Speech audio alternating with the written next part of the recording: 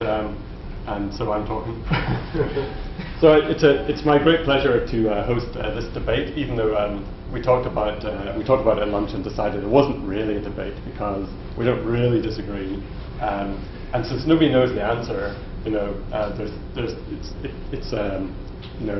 rather than setting up these polarities of different opinions, we can find possibly also some kind of common thing in the middle.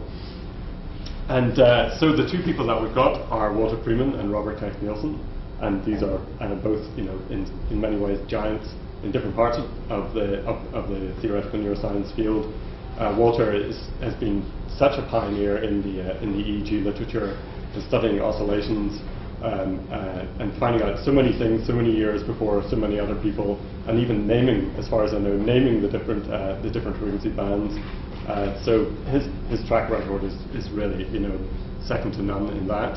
And Robert here has taken an entirely different path and probably done more than anybody else in the world to bring neural networks into real-world application and really been a real force behind technological applications, and also teaching and things like that down at UCSD, because I remember it was back in 1985. I was an undergraduate and I just found out about neural nets, and my friend in California sent me a great big thick envelope full of papers, and it was Robert Nielsen's first neural network course. So I still have that sitting back in a filing cabinet that he taught at UCSD way back then. So without further ado, with some slight further ado, just to tell you what's going to happen, we're going to have Walter speak for about 20 minutes. He's going to answer questions, and Robert's going to speak for about half an hour, and then we're going to have a discussion. And so I want all you guys to think of good questions while you're hearing the talk, so that we can turn it into a sort of comparative, collaborative thing whereby we could try to see if there's some what are the unification strands, and what are the different things that run through the notion of these high-level dynamical phenomena in the brain, and also these sort of cognitive level symbolic type things that Robert's more concerned with. Okay, so thanks. Thank you, Tony. And by way of opening, I've Don't forget the mic. Yeah, thank you.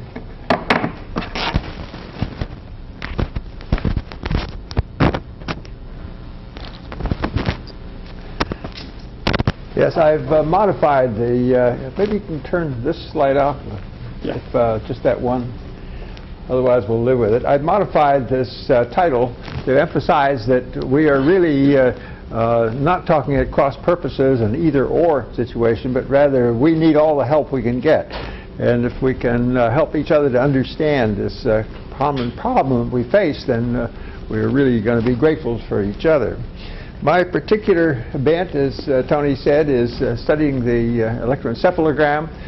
This has been variously named the ECOG, the EEG, the LFP, local field potential. There is, in fact, a good taxonomy that if you're inside the brain, it's a local field potential. If you're on the surface, that's an ECOG, electrocorticogram, and if you're on the scalp, it's the EEG.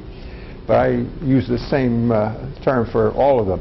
This is a representative sample taken arbitrarily from cortex of a rabbit, the auditory cortex, and it shows the typical characteristics of the waveform. This is here half a second, and here's 100 microvolts, and you can see the rather trashy characteristic of the activity. Most people are dissuaded from taking recordings close together. These are separated by 0.8 of a millimeter, so that we have roughly a 5 by 5 millimeter window onto the cortical surface. And in fact, the first component under PCA has 94% of the activity, meaning that there is a high degree of correlation. Most people will write that off as volume conduction. Well, it isn't. And there is to some extent, but even though most people regard this as noise, yeah, it's noise, but it's highly structured noise. There's a lot of interesting material in it.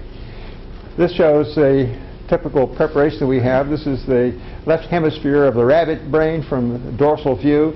We have the locations are electrode either the olfactory bulb, piriform cortex, somatosensory, auditory, visual, and even the entorhinal cortex, where we come in from behind and slide down the bony tentorium.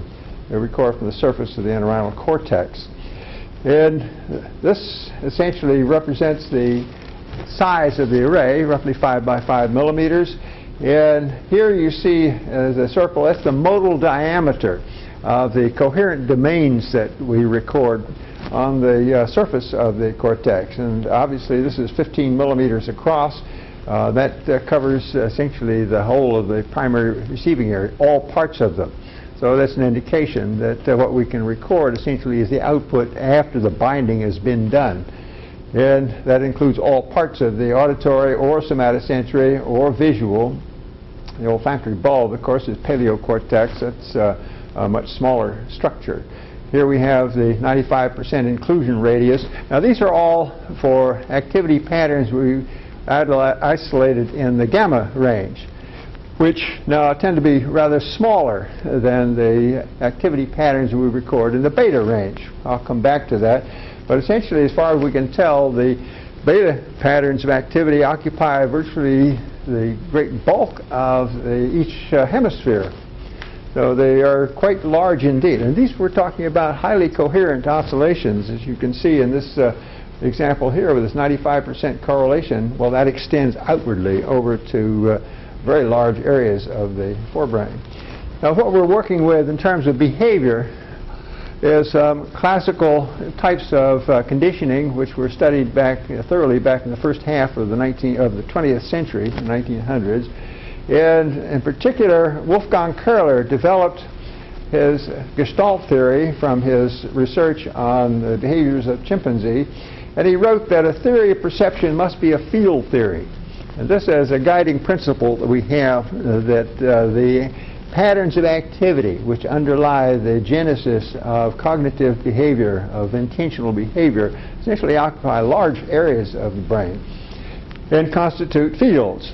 Now, unfortunately, Köhler identified his perceptual fields with the electric fields of the EEG, because he did his work mainly during the First World War. In 1928, Hans Berger discovered the EEG, and by 1940, Köhler had identified the perceptual field with the EEG field. This was quite unfortunate. It's what it's called a category error, and it was easily disproven by Roger Sperry, who laced the visual cortex with strips of mica to block the flow of current, or he put in silver needles to short circuit and found that the perception was unaffected. And therefore he dismissed EEG fields, and along with it Köhler's Gestalt fields. And about that time then, of course, the microelectrode was introduced, and the field theories were basically pretty much abandoned. Well, one of the reasons also that the work with EEG has been slow and forthcoming is the characteristic spectrum of the EEG, which you see here as an example. This is done now not in the conventional way of semi-log plot or linear plot, but rather log-log plot. And it's quite apparent that the basic structure of the EEG spectrum is 1 over f, or of course for power it's 1 over f squared. And from that you see these deviations in terms of additional peaks, which occur particularly here in the gamma range, but we find them frequently also in the theta range, the beta range, from 12 to 30 hertz. And in rabbits there's very little alpha. It's mostly in the theta range, 3 to 7 hertz. Well, this is the reason that the activity looks so trashy, that it's broad spectrum. There aren't any characteristic frequencies, and what spectrum activity there is constantly varying frequency. Well, that's a problem with Fourier analysis, or in fact any linear analysis or an attempt to assign stationarity to the brain, that you have a continual variation of frequency. And therefore, we have to resort to an alternative way which gives us much higher temporal resolution to complement our spatial resolution, and that is using the Hilbert transform, which gives us the instantaneous frequency. That sounds like an oxymoron, but in fact it's fairly straightforward. Essentially, the Hilbert transform at each time step consists of the real part, which is the EEG, and the imaginary part, which is given by the Hilbert transform. And all this does is give you a quadrature. Gives you, essentially, if you have a cosine, it'll give you the negative of a sine wave. Basically, then, at each measurement, each digitizing step from each electrode, you have then a complex number. And from that complex number, you get the analytic amplitude by the sum of squares of the real and imaginary parts to the minus 0.5, or the 0.5, and the analytic phase, which is given by the arctangent, or the ratio of the imaginary to the real part. So what this does, essentially, is to take each EEG trace and decompose it into an analytic amplitude and an analytic phase. And this is an example of the typical pattern. You have to, in order to use the Hilbert transform, you have to apply a bandpass filter. And these can be fairly broad. In fact, this is typically 30 to 80 hertz. That would be the gamma pattern. This is a pattern of 400 milliseconds before a conditioned stimulus is given, and then the next 400. You don't see very much going on. There's a lot going on if you know how to look for it. What we do is to plot the amplitude of the real part against the imaginary part, and you get the rotation in the polar coordinates of the time series. Time is implicit in this kind of demonstration. And when we look at the phase, we have the sawtooth appearance, because each time it goes around this polar plot, you go across the vertical axis, you get a discontinuity in the phase. The phase is continually increasing, then it drops to 180 degrees and it continues to increase, another drop, and so forth. And this is reflected in the sawtooth. Now what we do with each breakpoint, you add pi radians, and this gives you this ramp. And since this is radians and the time base here is in seconds, you have radians per second, that's frequency. And the instantaneous frequency essentially is the rate of change at each step along here. Now notice that there is a trend here, which is the center frequency, and there are these jumps, which are either forward or backward. Those are known as phase slip. And this is where the cortex now is undergoing a phase resetting. There is an abrupt discontinuity in phase in this continuous increase when there is a stop, a break, and the phase is reset to a new value, instantaneous jump. And then all of the traces are resynchronized. So what we do essentially is to take the phase difference and plot that as a time series. And since each step is measured in radians and each digitizing interval is measured in seconds, we have the frequency, radians per second, at each time point. And that is the instantaneous frequency.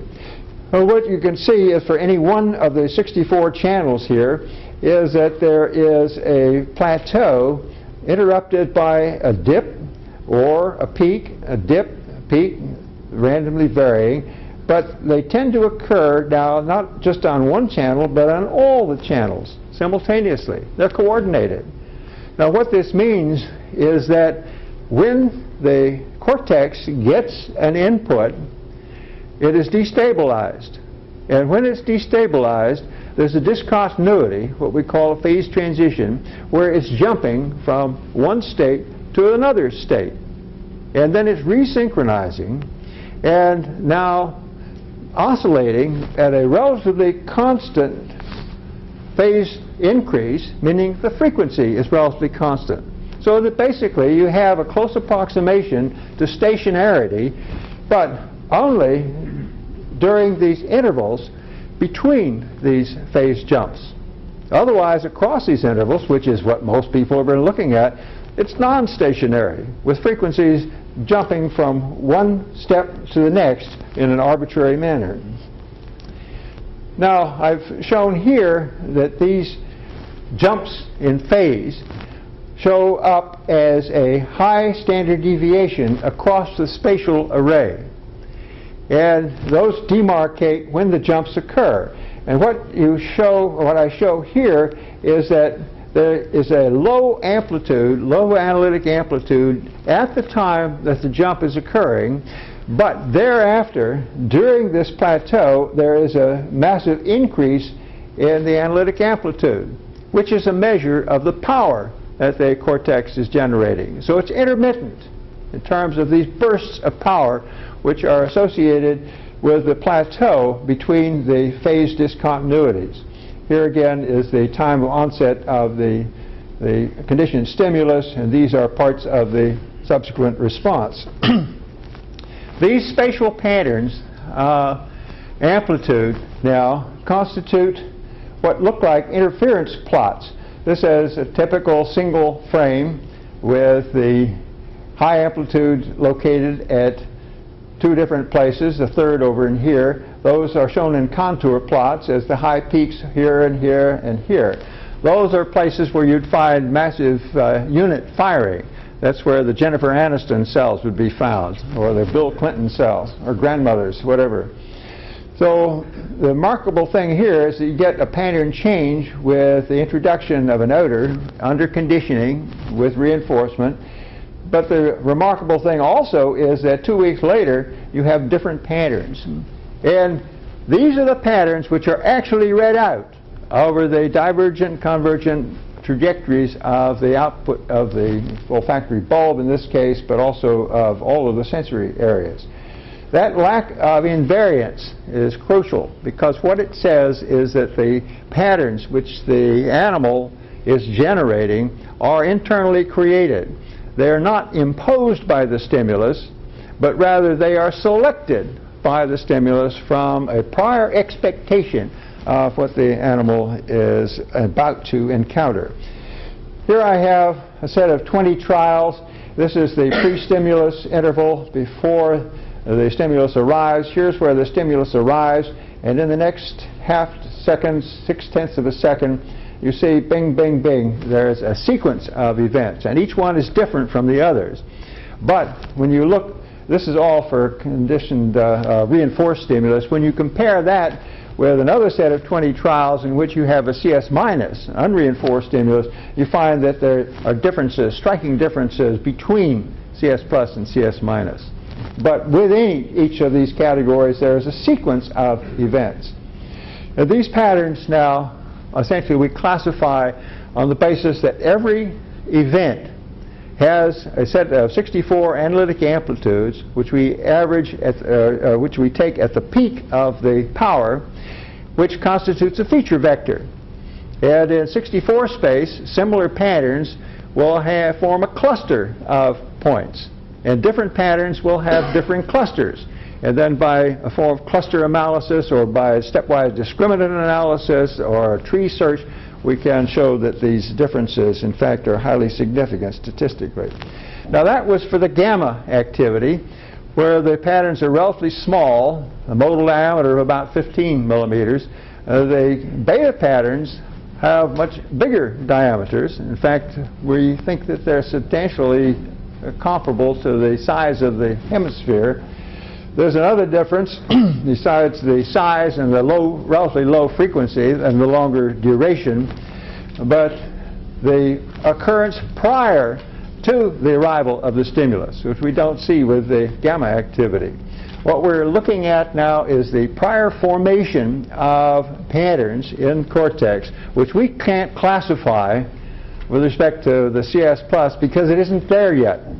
But after the stimulus has arrived, and with a slightly greater latency, again, there's bing, bing, bing, a set of events now in a different frequency range, which are coexisting, but with a time offset with the gamma events. So we have shown here that the Hilbert transform reveals this phase slip, which recurs now at theta and in other animal, or in particular in humans, at alpha rates, but with the carrier frequency in the beta and the gamma range.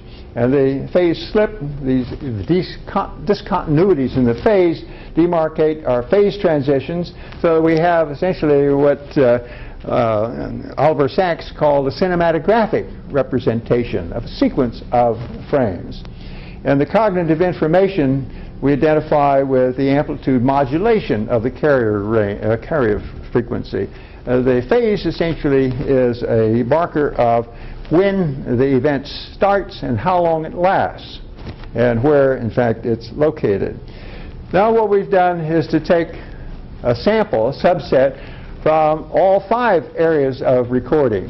That is the olfactory, visual, auditory, somatic, and entorhinal cortices, to make a feature vector from all of them and find that we can do our classification now with the 64-dimensional feature vectors, or clusters of them, and show that there's a sequence again of events where we have a significant separation between the CS plus and CS minus. And what we did then was to remove each of the 5 components and show that the goodness of classification is impaired no matter which we take away. So what we conclude is that when the animal gets a stimulus, there is the destabilization of the primary receiving area, which in fact has received this input, that we get a pattern, a spatial pattern, which is unimodal, specific for that, relatively small, that is broadcast because of the size and the diversity of the projections, including the entorhinal cortex, that it converges there with the outputs from all the other primary sensory areas, goes through the hippocampus, has its time and space markers assigned there, comes back out, and by preafference is sent back out to all the sensory cortexes, and that's when you see this first event. Notice that with this global classification, there isn't any event in the first 200 milliseconds, but then the subsequent events, these are the gamma, the beta events, in which now we have essentially a representation of what we think of as the gestalt. So we have then multiple ground states which pre-exist the arrival of a stimulus. We view this as an attractor landscape with a collection of possible outcomes of the sample that the animal is about to take on the basis of some form of hypothesis testing, expectancy, and the resulting pattern which is generated essentially is the basis for a clear set. The unification of, or feature binding, if you like, of the specific modality. Then we have the beta pattern, which is global and multimodal, and that now is a multisensory image percept. And these AM patterns, they lack invariance with respect to the stimuli, and therefore they're endogenous constructs. They're made on the basis of past experience, memory. That's why I say that they may instantiate Jeff Hawkins' memory prediction model and also Robert Heck Nielsen's model based on his process of confabulation. So that's why I see that this is an opportunity now to exchange views on what is going on in brains in a context that may help each of us understand better the global picture. So I have one caveat. These frames related to behavior occupy indefinitely large areas of the cerebral neocortex, but to identify each frame with a symbol, a word, whatever, would be what Whitehead called a fallacy of misplaced concreteness, because the relations of neurodynamics, as I've described it in what we call these wave packets, to semiotics, can't rest on a one-to-one mapping. It's much more interesting to that, and that's where the challenge lies. Now I'll take some questions, and we'll go on from there. Thank you.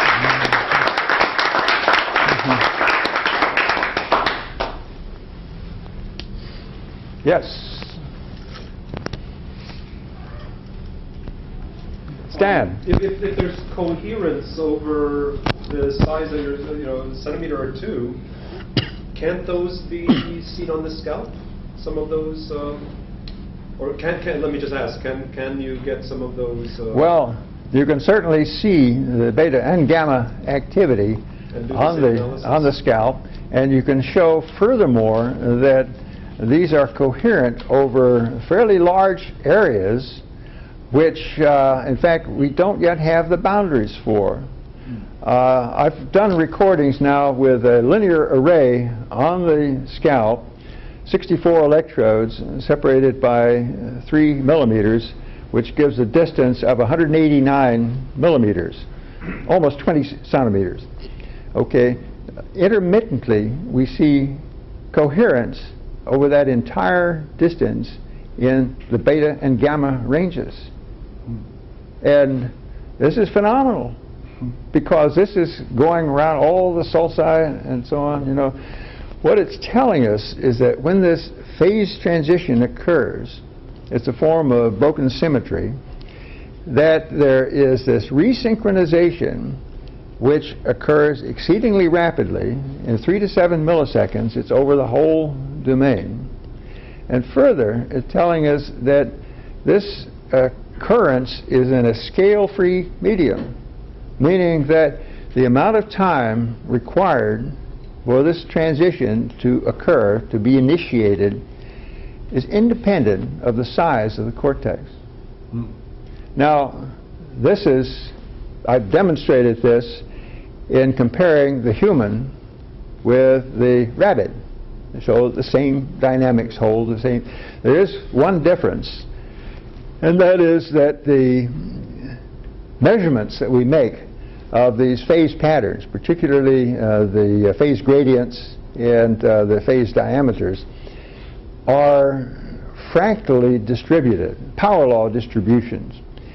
And that accounts for the fact that we find a difference between the rabbit and the human, which is determined by or proportional to the difference in our digitizing step and in the interval between the electrodes. We used a larger distance between the electrodes for the human, therefore we get a larger measure. It's the old story that if you measure the coastline of England, the value you get depends on what the size of your measuring instrument is. I guess I'm wondering what you would recommend. This array of this large array of 3 millimeter separations is formidable to construct such a thing, but you're asking a technological question of a biologist. I would say is there a recommendation you would give for with simple apparatus on scalps? How many electrodes do you have? Well, we have 96 electrodes, but they're well spaced. All right, unspace them. That is to say, you want them as close together as you can get and then them. You're doing differencing to... Well, see, that one of the characteristics I didn't emphasize here is that these interference patterns have an information density which is uniform, meaning that no electrode is any more or less important than any other for making a discrimination. It's a true distributed memory. So what you would want is your electrodes closely spaced together, and you'd want them on the calvarium, because muscle potentials are a disaster for this kind of analysis. It's not that they're concentrated in the beta or gamma range. On the contrary, they're broad spectrum. Instead of having 1 over f squared spectrum, you have a flat spectrum, and therefore you cannot filter that out. And the only way to minimize it is to get away from the muscle and then teach your subject to keep his tongue off the roof of his mouth. Yes? In the case of the human, for global frequency, like alpha or beta frequency, would you say that the phase transitions correspond to starting a new train of thought? Yeah, definitely. I look on the theta and the alpha essentially as the manifestations of these recurring phase transitions. And the idea of alpha blocking as being desynchronization is dead wrong. What it is deperiodicization. That is to say, the events are still there, but they're not fairly regular. They're erratic and aperiodic, and therefore your spectral peak disappears. But the events are still there. And the other thing that happens is that there appears to be, when the eyes are closed and the person is at rest and so on and so on, that the person is disengaged and the repetition rate is fairly rapid, up 10 to 12 hertz. Whereas when they open up and now they're engaged, then each event takes longer.